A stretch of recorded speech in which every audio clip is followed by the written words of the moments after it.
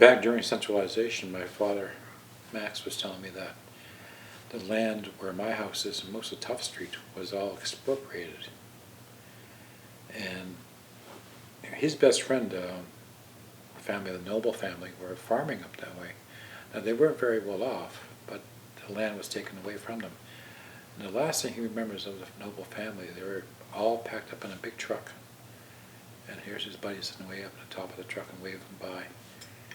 And the family's pretty bitter about having the land just taken out from underneath them. I grew up in Hollywood, the very last house on the west side, I guess you can call it, Hollywood, where Sandy Maloney's living now. Back in the 50s, I would be about, I'm guessing 5 or 6 during springtime. The place would flood every year. But this year the water came right up to within 5 feet of the house. And you can just see water all the way down. Back in those days, the meadows as we know it now, most of the wood around the road was cut right out. So you can sit at Hollywood and look straight down at the bridge. That's how clear it was. And then you can just see it was just one big huge lake. I remember my mother trying to get me to not go in the water.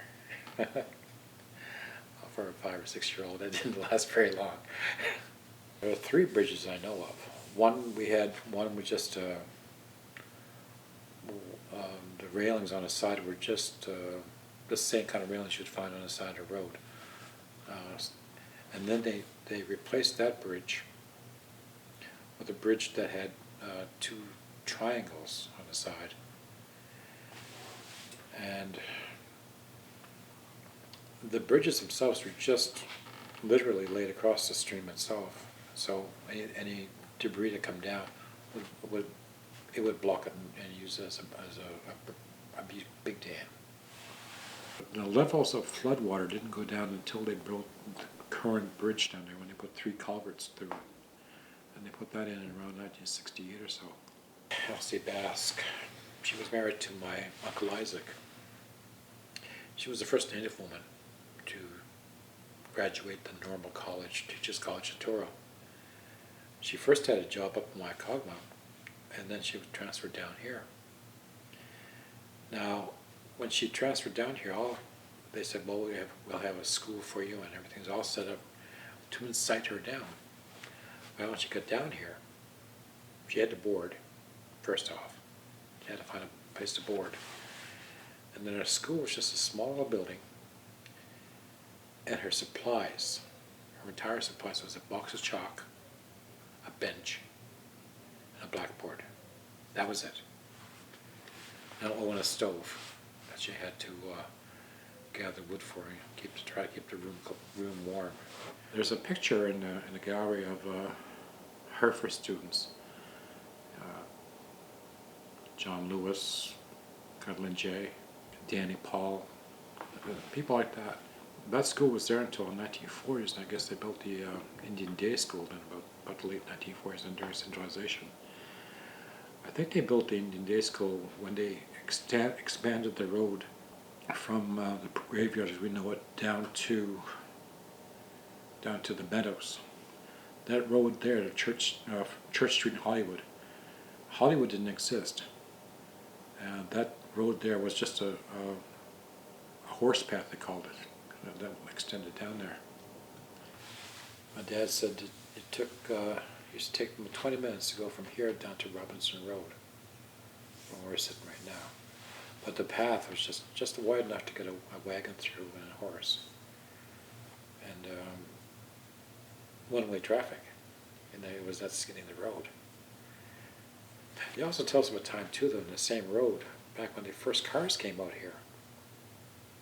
There was a guy just up the road here. One of the very first cars were Model T or something like that. And he and Isaac were walking down trying to get Porcupine, and they heard this ruckus, this noise. Either one of them had ever seen a car before, or heard of one. And they jumped up and over into the ditch, or into the side. And here goes this car rumbling by. And this guy used to show off with his car, back and forth, back and forth. And finally, one day, about 2 or 3 weeks later, he comes over here. He was walking. Where's your car? Looked at him right serious. Out of gas. Back when they established this reserve back in the 1750s, the French priests weren't allowed up here, so they snuck them in. And they had a mission church up at Burma Road. Now, they'd be right at the very end of what we now know as Burma Road. Later, when the priests were finally allowed back, they established a regular church down at what we now know as the graveyard. And that church there was blown off its foundation during when the 1910 or 1911 hurricane. It was completely blown off its foundation. Well, it wasn't much of a foundation, it was just stone, but it turned the church right around. Then we built 2 more in the present location. The first church they built up here was in 1947,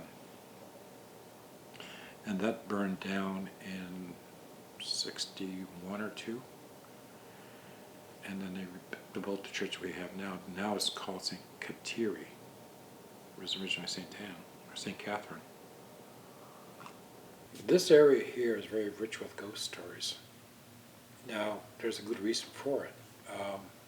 Back at the new school we have now, and I think just back of the arbor, that was a graveyard back in there. But mind you, we've been living here since 1755. So people would bury wherever it's convenient, and more often not to be buried literally in our backyards. There's a graveyard up at the top of what we call Burma Road now. I don't know how they got the name Burma Road. There's a graveyard there, and then the graveyard we have presently. Also, too, when we finally established a graveyard up here, not only did we use it, but also the poor Catholics in the poorhouses around us. There was a poorhouse over in Cheese Factory Corner, another one in Kennecook, and yet again in Milford, Windsor. Now the Catholic people there had no other place to be buried but here. And keep in mind too that we were surrounded by English and Protestants. So they didn't even establish a church in Sipekne'katik until I think the 1960s. They finally had enough Catholics down there. So the only place you can go to church was either here or in Emsdale or Enfield. And then other than that, it was Truro. My grandfather made a living with making axe handles and pick handles, and Steve Paul was him and his wife Sarah were making baskets all the time. So both of them would share knowledge of the woods. I can remember going back with my grandfather, especially down Pipeline Road, we called it, and gathering medicine down there. And upstairs, one of the rooms they were tanning hides. My grandfather was tanning hides. Oh, it stank. Oh, God. But also he was drying medicine up there too. So you'd see, imagine walking to a small room packed with beaver, deer, moose, otter, mink, all stretched out in stretchers, all piled, just straight lines all in a row. And in between the rows would be traditional medicines. And even Dr. Stewart out of Stuyak would almost prescribe a traditional medicine over one of his.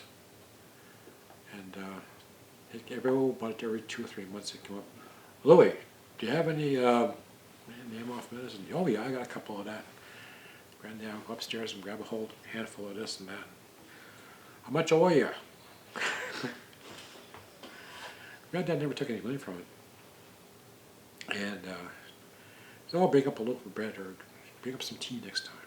I could use some tobacco, that kind of thing. But we would never take money. He was always very strict about never accepting money for medicine. Steve Paul was one time too. you could almost set a clock with Steve Paul, the way he made the baskets. It started pounding at exactly 8 o'clock. I mean, you could set a watch by his pounding. And all summer, you hear him pounding up there. And I remember Joe Michael and Steve Michael and I, we were always, you saw one, you saw the other two. But we would grab a hold of the splint, and Uncle Steve would be pounding. Now, back in those days, you never called all the relatives were either uncle or aunt. So it was Uncle Steve to me. You grab it and just try to sneak it down. He'd be pounding with a great big hammer or sledgehammer. And he was sitting there trying to get as close as possible with this splint. Watching him. And he'd sit there and he'd come with it about a quarter-inch of your fingers now.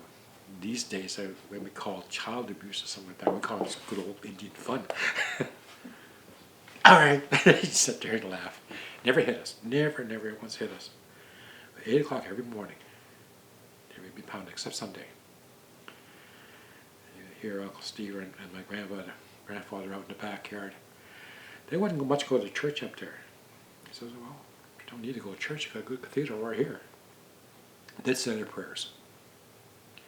They'd open up their Bible, again about 8 o'clock,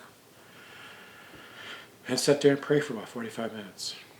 Of course, you had to sit there too, no matter how hot the day was. Until they'd finish. And then you'd have to go to church. And you better go up there. You gotta serve Mass. Of course, with Aunt Mary had no choice. Aunt Mary, she wanted us to become priests. She was determined that Glendy and I were going to be priests, so we had to serve Mass all the time. Father Boudreau, I remember, Aunt Mary says, "Are you going to be a priest when you grow up?" Yeah. You are going to be a priest. Father Boudreau looked at me and says, "I don't think so." "Nor are you, Glendy. You're not going to be a priest either." "Shh, don't tell Aunt Mary."